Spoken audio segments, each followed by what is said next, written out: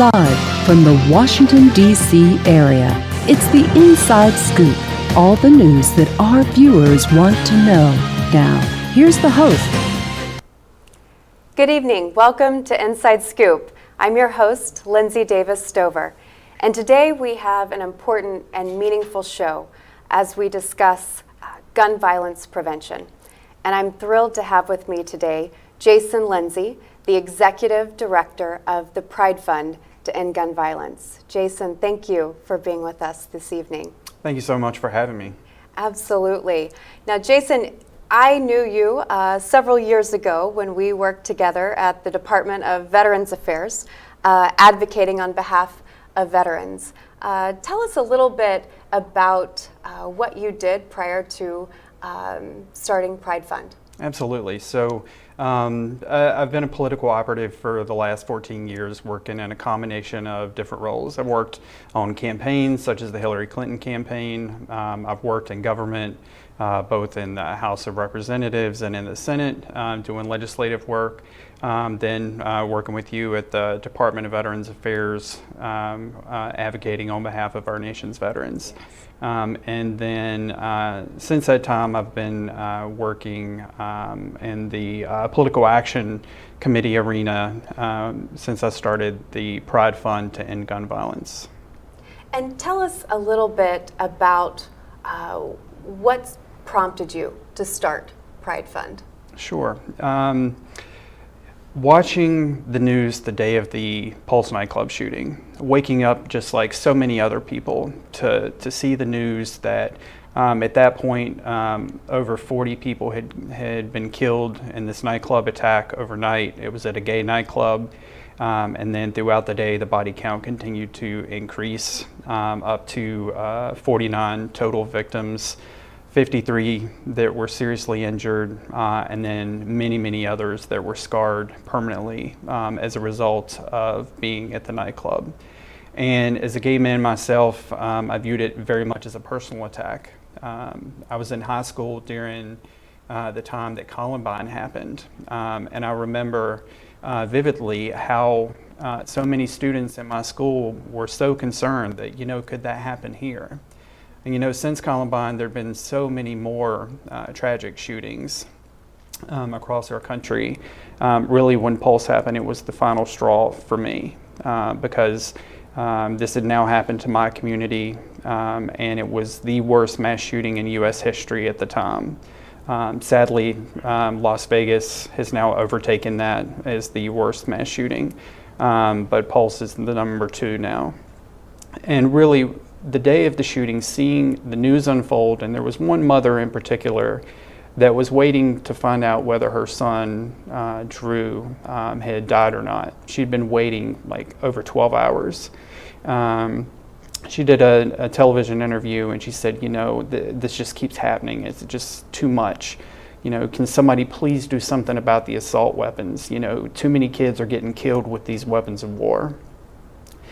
And as an Iraq War veteran myself, and as someone who's carried an assault rifle in combat, and as someone who's seen firsthand the lethal nature of these weapons and the significant training that goes into it, and the purpose of these weapons being for war, right. And that's why they're designed, but similar weapons are available for sale on our streets here.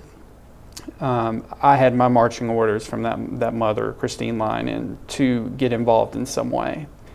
And taking a look at the landscape at what was currently taking place in the gun reform space, and seeing what the tactics were and seeing what the level of involvement the LGBTQ community had, I knew that there was a certain need for a new organization that was bolder, more assertive, and that would mobilize the massive political power of the gay community in the fight for gun reform. And so that's why I created Pride Fund. That's fantastic. And you bring such a unique perspective to this important issue as a veteran, and understanding firsthand what it does mean to Right. carry a weapon of war and how dangerous those weapons of war could be in our streets and in our communities. I think that's an incredibly unique perspective to bring to the table. Yeah. I mean, these weapons, at the end of the day, they were designed for the specific purpose of killing human beings. They were designed for the purpose of doing that as efficiently and quickly as possible at a greatest distance as possible. And there's no doubt, there's no question that these types of weapons are weapons of war and that they do not belong on our streets. What I carried in Baghdad doesn't belong here on our streets.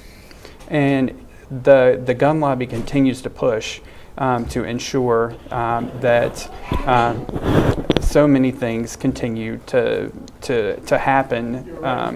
There are so many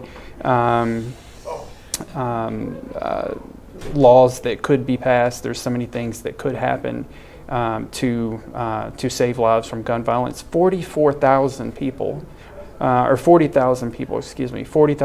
die every single year from gunfire, and that number has been going up considerably in recent years.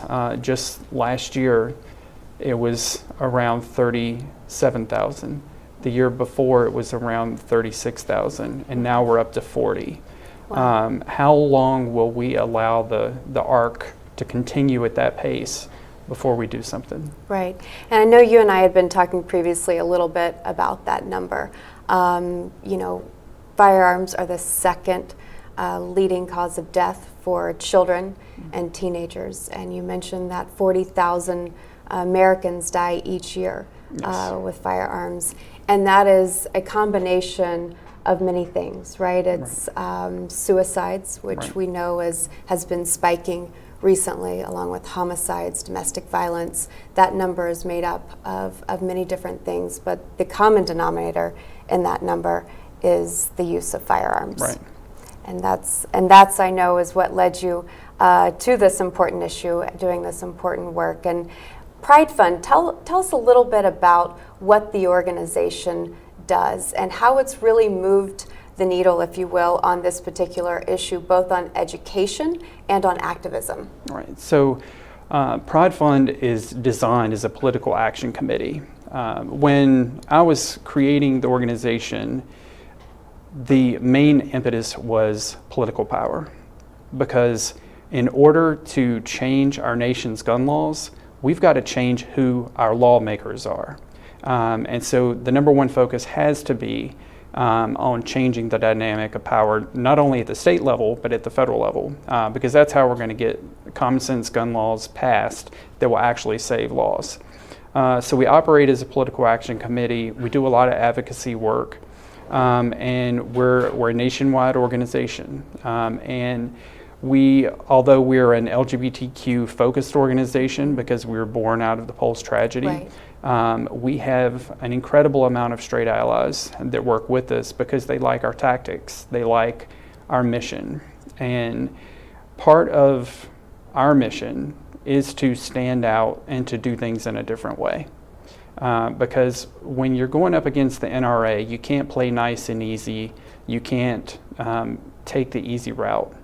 You really do have to fight back and fight back hard. And that's how politics works. And so much of the messaging the NRA puts out is just blatant lies. And we have to educate the public about what the facts are.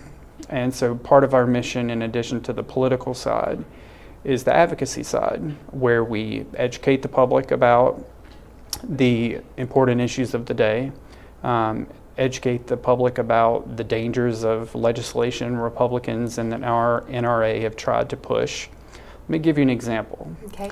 In the last Congress, before Democrats took control of the House, the NRA had legislation they'd been really trying to push to deregulate silencers.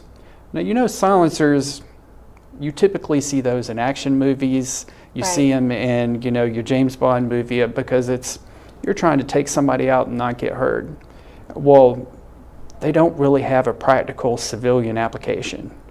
But the NRA viewed this as a new mechanism, because if you deregulate silencers, what does that mean? it means there's a whole new market of product that can be sold. Well, they worked with their buddy Republicans in Congress to introduce legislation that would deregulate silencers, and they gave it a really cool name. They called it the Hearing Protection Act, because at the end of the day, if somebody heard the bill title, the Hearing Protection Act, who wouldn't be for hearing protection? Right. But when you find out the legislation is actually to deregulate something that is designed to eliminate the muzzle flare, this designed to eliminate the sound, well, if you're in a crowded mall or a theater or a club and someone's shooting, you're not going to hear it. And you're not going to be able to see the flashes of light to show you where the gunfire is coming from, even if you did hear it. So an incredibly dangerous attachment, but yet the NRA partnered with Republicans to try and get this bill passed. Thank God it didn't pass, but that's the level of kind of partnership between the two, and why we have to make sure that the public is informed of stuff like that, and the public rallied hard to stop this legislation and was able to stop it. And so we act as a quick reaction force when stuff like that happens to make sure people know. That's great. Now, you mentioned the NRA. Tell us a little bit about the work you did last year, because you really targeted, your organization targeted candidates that were running in races where the opponent was funded heavily by the NRA. Can you talk a little bit about what that type of funding from the NRA looked like, and some of the races too that your organization was heavily involved in? Right. So we've been very active the last 3 election cycles. In 2018 in the midterms, there was 4 critical House races that we're involved in, and 2 of those were right here in Virginia. And both of them had strong NRA ties. One was Barbara Comstock, Republican, who had she was the number 10 top recipient of NRA money. She had voted in lockstep with the NRA, not the constituents' safety. And the NRA was right there in her district. So we fought in that race for a long period of time to make sure the right person was elected. And then another race was Elaine Luria. That's great, and we are going to quickly go to a commercial break, but when we come back, we are going to continue this important conversation with Jason Lindsey, and we're going to talk more about the work his organization has done here in Virginia and on a national level. So please stay with us. Okay, so we drowned the fire, stirred it, drowned it again, and now just feel if it's cold. Yeah. Cool.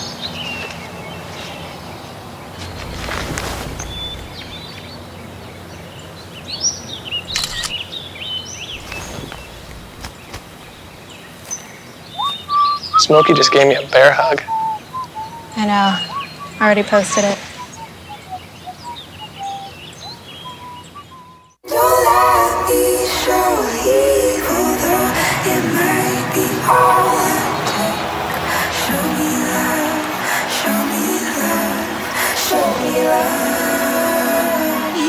I got a crick in my neck, limp in my step, cramping in my muscles every time I try to flex. But I don't wanna get on. It's very sad, no more love. All that I can do was remember you. You know I usually say no, but if you throw me love, I'll throw you some more.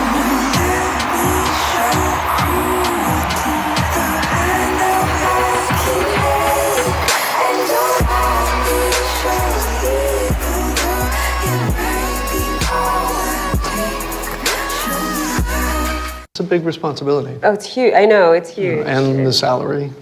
Oh my god, yes. I mean, Right? like, I was about to move in with my parents, and right before, so this saved me. I really believe in you, you know? Thank you. It's nice to hear that from someone. These are cool. Did you, what did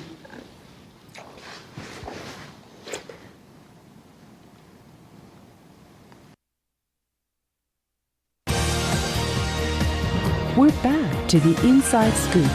Here again, your host. Welcome back to the Inside Scoop. I'm your host, Lindsey Davis Stover, and we're continuing our important conversation on gun violence prevention. We have Jason Lindsey, who is the Executive Director of the Pride Fund to End Gun Violence. And before we went to break, Jason, you were talking about the two important races here in Virginia that your organization worked hard on and ultimately got two successes here in Virginia. And we recently talked about the race here in Virginia 10, and we're beginning to talk about the race that you worked on behalf of Elaine Loria. Right. So Elaine is a retired Navy commander, amazing profile, small business owner in the Virginia Beach area. She had a very difficult race. It was a race that was tilting towards Republicans. The Republican incumbent, it's poignant that we have this conversation now with the 1-year anniversary of Parkland coming up in just a few days, on Thursday, on Valentine's Day. Now, you would think that Parkland would have sparked so many members of Congress to take pause and to stop and think about the scourge of gun violence in our country. But the Republican incumbent, Scott Taylor, that Elaine Loria was going up against, one day after Parkland, when he should have been executing his duties as a congressman and starting to look at the gun violence problem, he did the opposite. He took a campaign check from the NRA one day after Parkland. And so that was a race that we felt very strongly that was another member of Congress that we needed to get rid of and take out. Absolutely. And I remember being first impressed with the work that Pride Fund was doing. Actually, when you targeted a race in Florida, the seat that Congresswoman Stephanie Murphy now holds. And was that your first kind of engagement politically as an organization? It was. The basics being that, Pulse happened, and 4 streets from the nightclub was the Florida 7th Congressional District. The congressman at the time had constituents that died in Pulse. He had constituents' families that lost someone. And instead of being present at all the memorials and being around his community and being a congressman, 2 days after Pulse, he accepted a $1,000 campaign check from the NRA.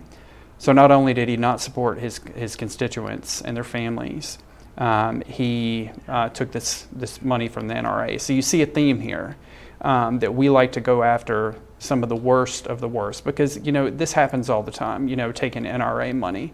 But for us, we were a brand new organization. This heinous congressman had taken this check and had really spit on the graves of the Pulse victims. And so we went all in to make sure he was removed from office. Now, he was 18 points behind in the polls when we got involved. We made a very edgy campaign ad that really highlighted the fact he took this money while his constituents were planning funerals. It immediately went viral.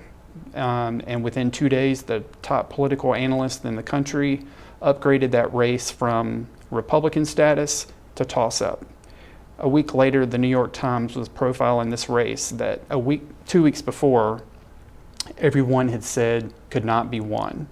And it goes to show the power of a small grassroots group with the right tactics and the right strategy can really create change. And Stephanie won by 3 points. She went from 18 points behind to winning by 3 points. And that's the kind of work we do. That's fantastic. And it's that work and the work that you were able to do in 2017, especially here in Virginia, 2018 here in Virginia and across the country, that has led now to a Democratic majority in the House. And as we move into this year and we start to see legislative priorities unfold, what are some of your organization's top legislative priorities that you're working hard with members of Congress, both on the House and the Senate side?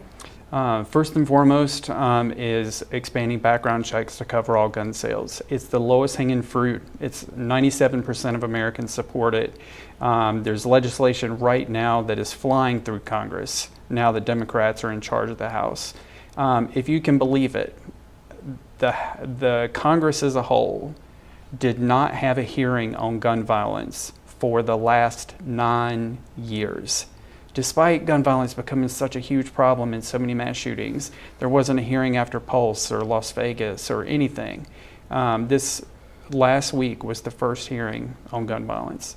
And one of the discussion topics was H.R. 8, a bill that would create universal background checks. A lot of people don't know that only 80% of gun sales do people have to go through a background check. The other 20%, you can be a convicted felon, you could be a domestic abuser, you could be someone who is prohibited by law from purchasing a gun, but if you don't go through a background check, you don't know that. And since the Brady background checks went into effect, almost 3 million guns have not been sold because the person failed the background check. And we need to make that a fully universal process.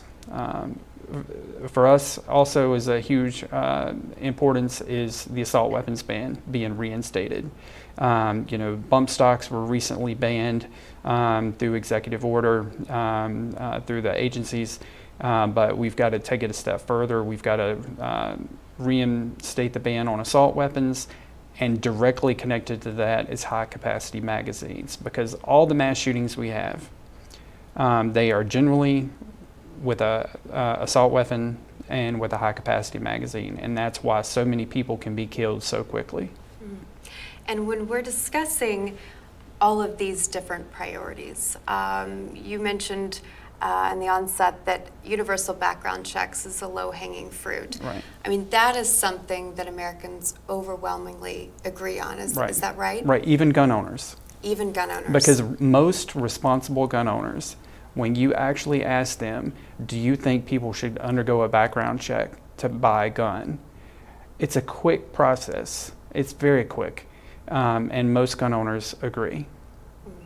It's amazing that in 9 years, we finally had a hearing on this important issue. And I think at that hearing, it was so telling to see everyone come together, the Parkland families, chiefs of police from all over the country. And one thing I was really struck by was the chief of police from Houston, Texas. And I'll briefly read you this quote that he said. He said, "For whatever reason, lawmakers, they offer a lot of prayers. We don't elect people to pray for us. We elect people to lead us. We elect people to make public policy decisions."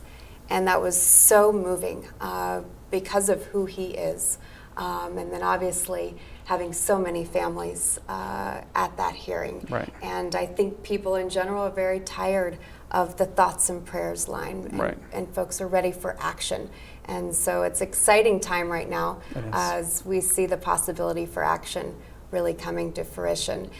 And as viewers are watching this show, and people are really becoming aware of this issue. And we have seen so many of our children and youth be directly affected by this issue. What are some ways in which people can get involved and become activists or support organizations that are working on this important issue? Sure. So first and foremost, supporters can go to our website, www.pridefund.org. To sign up for updates. There's always activities going on around the country. There is important policy fights where even from the comfort of your home, you can pick up the phone and call your member of Congress about a particular piece of legislation that's moving or needs to move. So being active in that front. And the more you get educated and understand the issues and understand the problem, the more you can have educated conversations with your friends and family and coworkers about the topic. Mass shootings, and there's always something in the news, and there's always an opportunity to have a conversation about what we can be doing with those we know. And in order to support our work, always taking donations. I mean, we're a grassroots organization, and the only way we can survive is through the support of others, and individuals can make a donation through our website as well. Absolutely. And your website has events that people can sign up to attend, and ways in which people can educate themselves on this important issue as well, right? And follow us on social media. Like, social media is the fastest way to stay up to date on the news, and just kind of what's going on in the area of gun violence. That's fantastic. Well, it seems we have such an opportunity. Unfortunately, in our country, it often takes tragedies to spur action. Right. And the conversation has changed so much just since Parkland.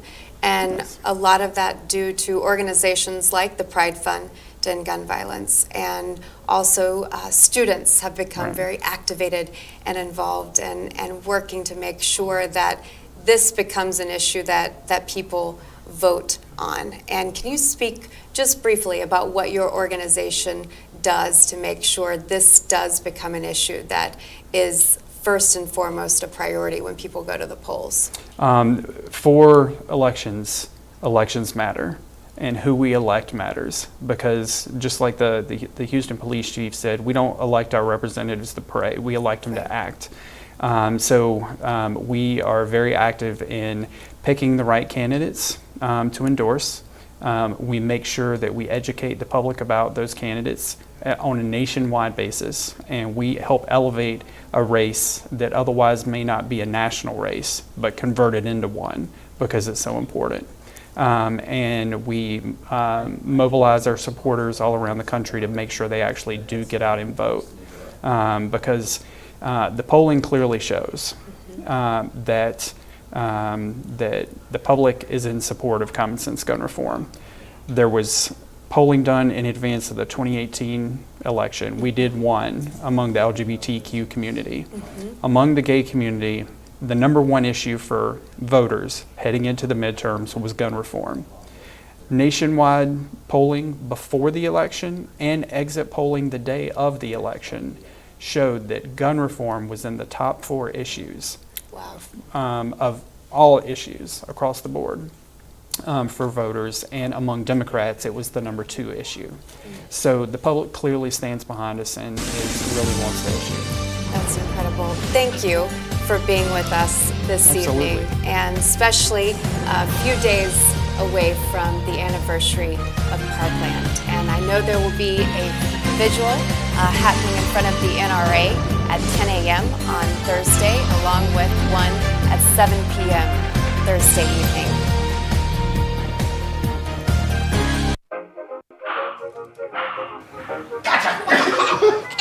I surrender, I surrender. All right, pal. Get ready for the day, buddy. Hey, Dad. Hey, Dad. Do we have a gun? What's up? Do we have a gun?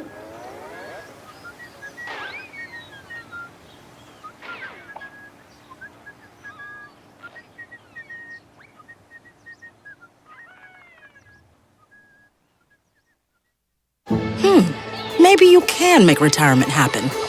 After all, you made this vacation happen. Double points with every purchase? Cleverly merging promotions. Love it. Cross-referencing travel sites. And booking all your flights with those... Vouchers. I got us bumped. They were like, oh. But now they're like... Aloha. You aced this vacation. Now get the tips you need to get on track at aceyourretirement.org. I tried Oxy at a couple of parties. I thought I had it under control. I didn't know it'd be this addictive. I didn't know how far I'd go to get more.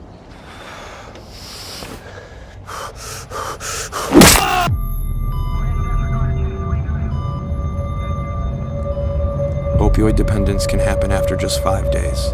Know the truth, spread the truth. What to expect when you're expecting. Like here? A teenager. Today, I'm going to show you how to teen-proof your home. First step, hide the car keys. Preferably somewhere they would never look. Challenges will come up. Be ready for them. Hi, honey. I'm ready for the... Mom, you don't use mannequins in the mannequin challenge. You don't have to know it all to be a perfect parent. Thousands of teens in foster care will love you just the same. We're back to the Inside Scoop. Here again, your host.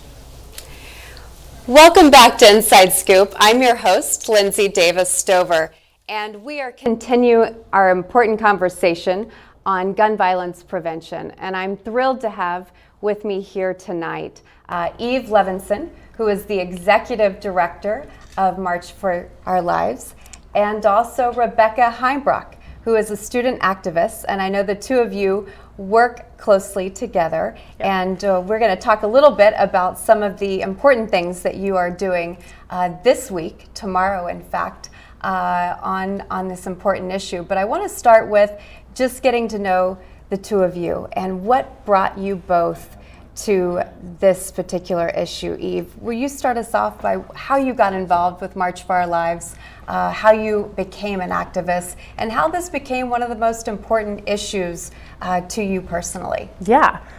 So I myself have always been very active in social justice. The way that I was raised, I was very much raised to see my Judaism as like very coinciding with social justice and with the value of Tikkun Olam, trying to heal the world.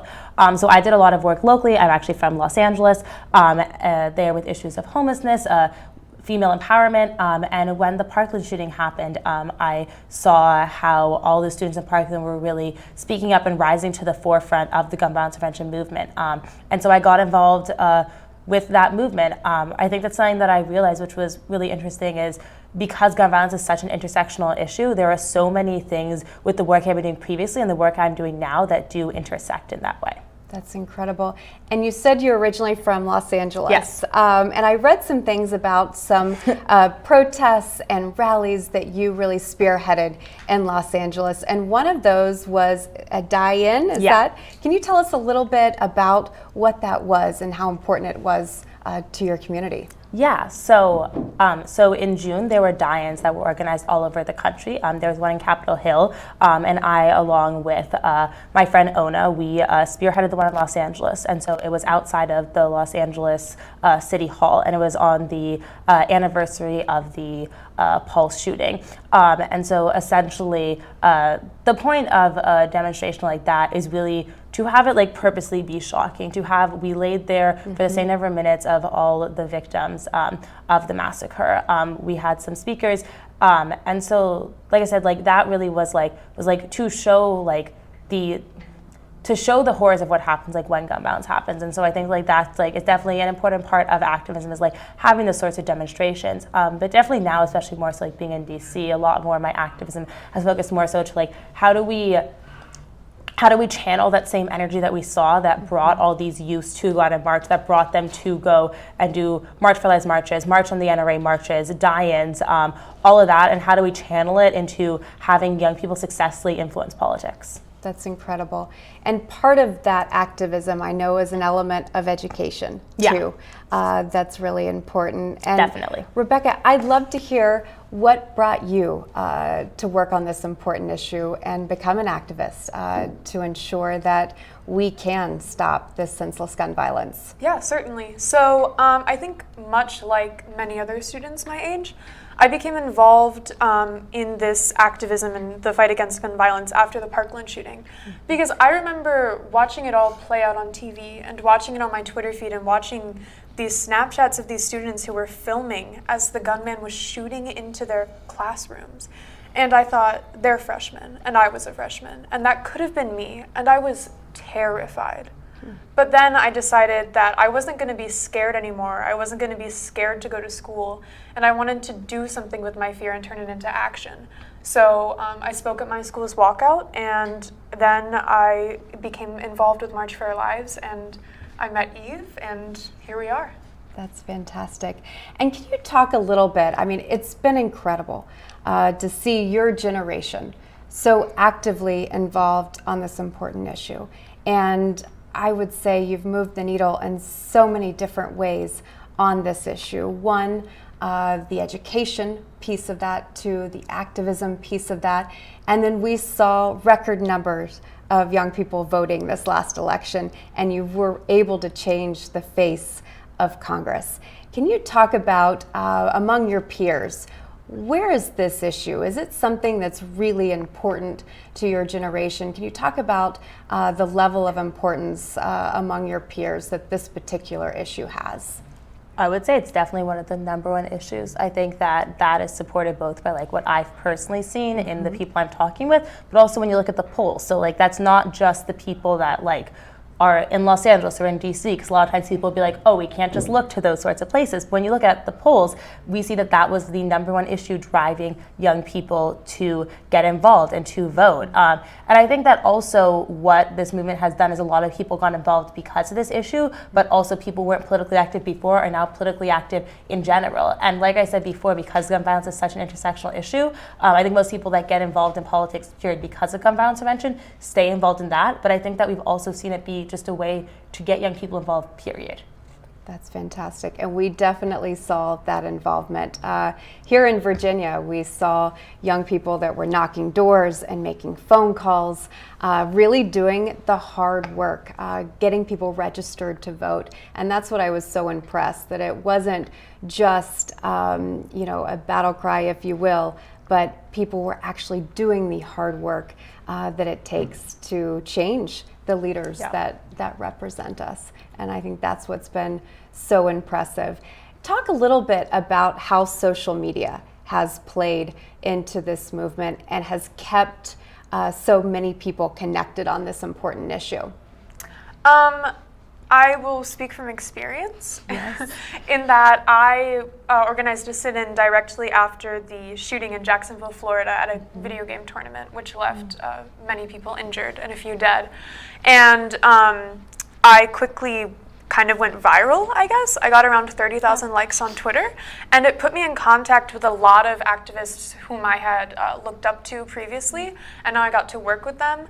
And I think that really, as a young person, when you get to build those networks and like get those connections and use it for good, then the movement becomes even more powerful. And I think that that's happening to a lot of youth activists today, just by getting Twitter followers and things like that.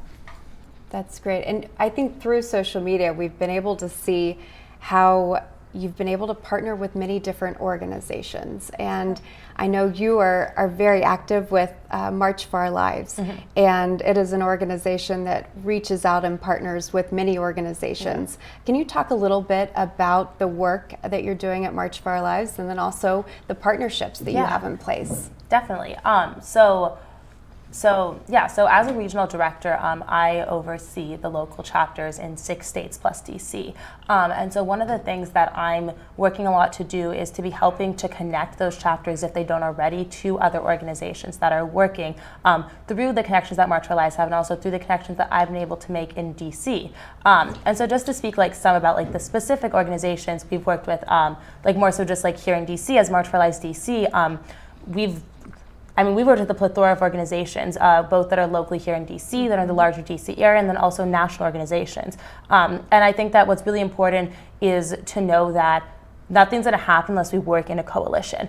And that coalition is also important to reach across so many different aspects of society. So of course we partner with youth organizations. We partner with Montgomery County Students for Change, Students Demand Action Northern Virginia, and a bunch of other organizations, including a great organization called Pathways to Power in DC. But what we also do is we work with adult organizations that have been around for a long time. And I think that what I've seen is really beautiful, both personally and organizationally, that come out of those partnerships, is that we as young people, as a young organization, we bring a new perspective, we bring a new energy, we bring a whole giant amount of new volunteers. But we don't necessarily have the same perspective about what did it mean to be in the gun violence prevention movement 20 years ago, besides looking at a newspaper. So especially for me personally, when I'm able to sit down and work with somebody like that, somebody from the Brady Campaign to Prevent Gun Violence, and hear what was it like when they were pushing for Brady background checks, something like that is going to make it so much more useful for me to be able to then go and mobilize young people to fight for expanded background checks with HR 8. Absolutely. So it's incredible. You're taking somewhat of the expertise among some organizations that have been working on this issue for years, and you're really combining it with a different level of energy and activism and passion to this issue. And so many students are willing to stand up on this issue. And I think that's what's incredible. And I know that's how the ball has moved dramatically on this important issue. And I know you all were very involved in the elections. And can you talk a little bit about how you were able to engage young voters in particular, maybe first-time voters, this last election cycle? Were there ways in which you reached out to people, whether it was social media or different school events and organizations? Can you talk a little bit about what that outreach looked like and what it could look like moving into 2020? I mean, for me, what it looked like was really just hitting the ground running. Yes. I literally canvassed. I went door to door. I asked people if they'd support my candidate who supported gun violence legislation. So that was one aspect of it. And I think that it's very rewarding to, at the end of the day, be like really like sweaty and tired, but knowing that you got people to vote for your candidate. And then I think that the other aspect is definitely social media and just constantly, tweeting and churning out that content that reminds people that their vote is their voice, and especially young people, that when they use their vote and they use their voice, they don't have to be afraid in school anymore because these politicians can pass common sense gun control. Right. And you nailed something. Your vote is your voice. Yes. That is incredible because I think we have had so many years, right, of lawmakers not doing anything on this particular issue, that in many ways the trust and the safety has been broken down in places that we are educated in our schools, on our streets and in our communities, and even in our places of worship. And that is such a powerful statement. I agree. Absolutely. And talk a little bit about what March for Our Lives is doing right now. We have an unprecedented opportunity, if you will, because of the work that many of you have done to have elected a new Congress. And talk a little bit about what that means to your organization. Yeah, so I would say that right now there are really two big focuses. One is that really with all these new local chapters coming up, all these people who planned marches, who got energized, really helping them and encouraging them to do what they can to be pushing for legislation on the local level, school board level, state level, and also meeting with their congressional people. And then of course nationally, and something we're focusing on, especially in DC, is passing universal background checks. Absolutely, and we're going to talk more about that after the break. We are thrilled to have with us Eve Levenson and Rebbecca Heimbrock, who are two activists working on this important issue. Stay with us. This is the story of a boy who is very sensitive to lights and sounds.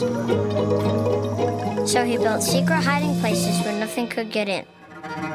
The boy didn't like looking people in the eye. It made him feel uncomfortable. One day, he found out he had something called autism. His family got him help, and slowly, he learned how to live with it better. Early intervention can make a lifetime of difference. Learn the signs at autismspeaks.org.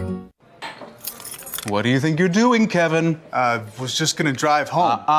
There are several warning signs present that you shouldn't be driving. Like hearing voices? Like your text-to-emoji ratio? Oh man, the selfies. Selfie, nailed it. We all have warning signs that let us know that we're probably not okay to drive. Mine is pretending to be your subconscious. Craig, come on man, let's split a ride home.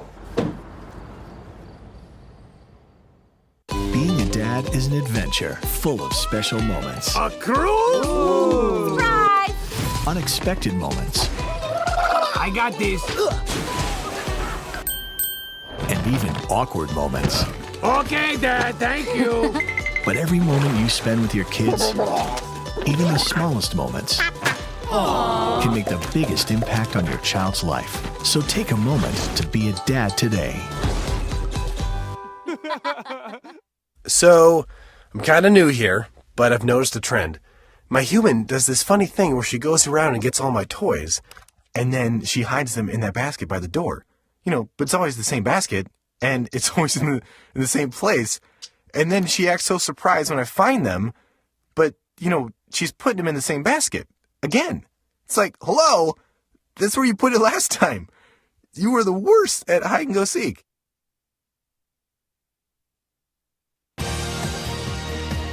We're back to the Inside Scoop. Here again, your host. Welcome back to the Inside Scoop. I'm your host, Lindsey Davis Stover, and we're continuing our important conversation with Eve Levenson, who is the Regional Director of March for Our Lives, and Rebbecca Heimbrock, who is a student activist. And the two are working together closely on issues related to gun violence prevention. And it's important that we note some of the work that you're doing this week, tomorrow in fact. Can you talk a little bit about that work, the collectiveness of the lobbying that's going to be going on Capitol Hill, and the important bill in which you're lobbying on behalf of? Yeah, so what we've put together is a joint lobbying collective between March for Our Lives DC, which is local DC chapter March for Our Lives, and Team Enough, which is a youth affiliate of the Brady campaign. And basically the idea behind this, when myself and the other young person who came up with this idea, is that there's so much passion among our generation, as we've talked about, and how this has really been such an issue that has mobilized our generation to get involved. And so the idea and goal, which hopefully is what's happening behind the collective, is to take all this energy and harness it and connect young people with experts in gun violence prevention and lobbyist experts so that they can effectively go to Capitol Hill and lobby. So we've had a few different webinars. We have about 25 students in the collective, one of whom is Rebbecca. Great. And tomorrow we have our first lobby day. So we have meetings with about 20 different representatives, and we're going to be focusing on asking them to support HR 8, which is the bipartisan background checks of 2019. Fantastic. So this is an opportunity then to really train students and teach them how to lobby on behalf of important issues. And it's incredible. So you're going to be meeting with members of Congress. Are you going to be meeting with just House members, Senate members? Who is the body that you're looking to meet with?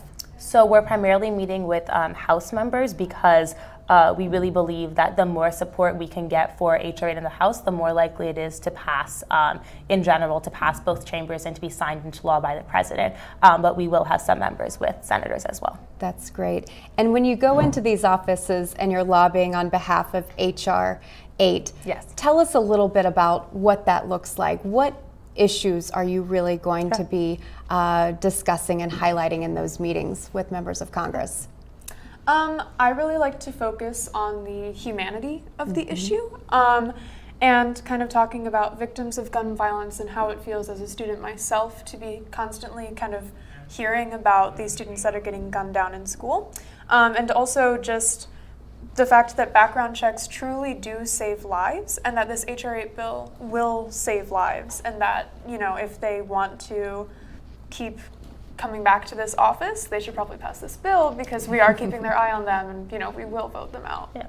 And I would also add just specifically the policy points, why we why all these organizations, it's, obviously March for Our Lives, Team Enough, but so many other organizations, and not even just gun violence prevention organizations. This has really become an issue that, because it intersects with so many others, that other issue-based organizations are supporting. But specifically what this bill would do is basically it would expand background checks to be on all gun sales. And so that's going to close two very important loopholes which currently exist, because currently 1 in 5 gun sales are made without a background check. So one of those loopholes is going to be buying guns online. Currently, you can buy a gun online without a loophole. And I would imagine, and the statistics also show, that if you're somebody who shouldn't have a gun and you wouldn't buy a background check, you're going to go someplace where you're not going to have to get a background check. Sure. And so this will ensure that background checks apply to online sales. It's also going to ensure that they apply to sales to sales at gun shows. And so those are two really big loopholes that currently exist, even with our current background check system. And those are two really big selling points as to why we should have it, because what we know is that background checks save lives. After the Brady bill was enacted, that saved lives. But the reality is, insofar as we still have sales that are happening without background checks, it's not going to be as effective as it should be. Right. And universal background checks, as an issue, we have seen that the majority of the Americans are in favor of that. And so I think it's a really important place to start. Definitely. Because I think when we're making these changes, it's important to be able to take an issue like background checks to the public and know that you've got the public behind you and that type of measure. Now let me ask you, are you going to be going to offices of members who are traditionally going to be in favor of this bill? Are you looking to target offices that might be more independent, haven't made up their mind on H.R. 8, or are you going to be targeting Republican offices that are against this bill? What does your lobbying effort look like in that regard? So it's definitely a mix. Ideally, we would have liked to have more meetings with people who don't agree with us, but the reality is that those people, when we call to make the meetings, they know who we are. We didn't get a lot of those meetings. We do have some meetings that are set up with people who historically have not supported this issue, some people who are more in the middle, and some who are gun violence prevention champions. And something we talked about on the webinar on Sunday actually was how to frame those different meetings, because all the meetings are still going to focus on H.R. 8, on background checks. So in those offices of people who are gun violence prevention champions, we're going to be talking about what are the loopholes that still exist and what can we do after we pass H.R. 8, because we need to simultaneously be focusing on what we can do right now, but also knowing that there is more to be done, even once we pass this. Even once we expand background checks, whenever that does happen. But when we're going to those meetings and the people who disagree with us, that's when we're going to be more so focusing on the issues of why is this so important? Why is it truly bipartisan? It was introduced with 5 Republican co-sponsors and 5 Democratic co-sponsors. That's for a reason. You don't get 5 Republicans to agree to co-sponsor a bill if it's not truly bipartisan. And it comes down to a bigger issue in terms of gun violence prevention in general, that when you look at it, your average everyday Democrat or Republican are going to agree on it, but it's interest groups like the NRA that spin it in a way that make people believe that we're coming for your guns, which is not what's happening. Absolutely. And what a powerful group to be the messengers on this piece of legislation. And too, I'm so impressed that not only are you looking to get this bill passed, but you're already looking ahead to what can be done in the future. And can you talk a little bit about what that future looks like if we are able to get H.R. 8 passed, the background checks passed? What would then be your priority in terms of policy as we move forward into the future? I think that my priority, just besides getting H.R. 8 passed, something that I would like to see is a ban on semi-automatic rifles and bump stocks, because I believe that they are used frequently in mass shootings because you can get the most casualties out of AR-15s and weapons like that. And I think that that'll just make the public safer as a whole. So that's something that I'm looking for. What about you? I would say that I want to see the CDC be allowed to research gun violence prevention. Ever since the Dickey Amendment was passed, even though Representative Dickey himself has come out saying that he doesn't support that, the Center for Disease Control and Prevention has not been able to research gun violence. So when people say, we don't know if that's going to work, if we want to find policies that we're sure will work, we need to allow this. We need to allow the CDC to research it. And to me, that just, the fact that people oppose that truly shows that it's not like, the people who oppose that, to oppose that means you don't want to save lives, because all it says is that we want to figure out what will be the best. For example, but I would also say that the other thing off of that is that I think a lot of times something I hear when I talk about funding that research is, why would they do that? It's not a disease. I would say, one, gun violence prevention is clearly a public health crisis. At the congressional hearing that just happened, which was the first congressional hearing on gun violence prevention in 8 years, Dr. Joseph Saccharin, who started This Is Our Lane, all the surgeons speaking out against it, spoke about why it is a public health crisis. We have doctors telling us it is. But I would say, even if you're somebody who doesn't believe that, the CDC has historically researched stuff like this. The CDC researched seatbelts, for example, and how to make and how to reduce fatalities in car accidents. That's not something that typically falls under diseases, but they were able to reduce fatalities in car accidents by a lot by figuring out how to change the policies around that. And I think that if we want to, it's very simple. If we want to save lives, we need to allow an organization to figure out how best to save lives. Absolutely. And the hearing you referenced was so incredibly powerful. One, you had families there, you had activists there, you had doctors and surgeons there, police chiefs from across the country. Over 100 students who took the day off of school and got there very early. Over 100 students. That is incredible. I mean, I think that speaks to the power of this moment and this opportunity that we have to really make a needed change. Because if we are not going to change the laws right now, then when? And I think the work that you all are doing is so incredibly important, and so important also to highlight this week in particular, because it does mark February 14th, the 1-year anniversary of Parkland. And I'd like to hear from you if you have any plans for the 14th. I know there's several vigils going on, one in front of the NRA at 10 a.m., which is the regular monthly vigil, but also there's going to be another vigil that evening in front of the NRA at 7 p.m. To really remember the students and teachers from Parkland. Can you talk a little bit about what your involvement will be on the 14th? Yeah, so March for Our Lives DC is doing a lot of events that day. There is going to be a special activation on Capitol Hill that's being done with Change the Rep, which is the organization that was founded by Manuel and Patricia Oliver, whose son Joaquin Oliver was one of the victims of Parkland. Exactly what that is a little bit of a secret, so you all will find out then. Great. But so there's that. We also have been helping to promote the vigil that's happening outside of the NRA. Our college chapter at George Washington University is going to be doing something at the Lincoln Memorial to give people an opportunity to reflect on what's happening. And there's a lot of other stuff that's going on. Anything else I didn't mention? I can't think of anything that you didn't mention, but I plan to attend the Candlelight Vigil outside of the NRA headquarters, because I believe that when you do something that powerful outside of a place that literally has the blood of children kind of metaphorically on their hands, it's very, very powerful, and I'd like to partake in that, and I think that other people should as well. And if people want to get involved on this important issue, tell us a little bit about where you can go to find out information about different issues and activism and events happening up. Yeah, so I would say if you're interested in finding out more about March for Our Lives DC, you can go to @MFOLDC. That's our ad on all social media. The other organization we mentioned is Team Enough. You can go to teamenough.org to find out more about that. Wonderful. Well, thank you both for being with us. Thanks for having us. As a mother of 2 little girls, I know our future is in good hands with the 2 of you. Thank you for joining us this evening.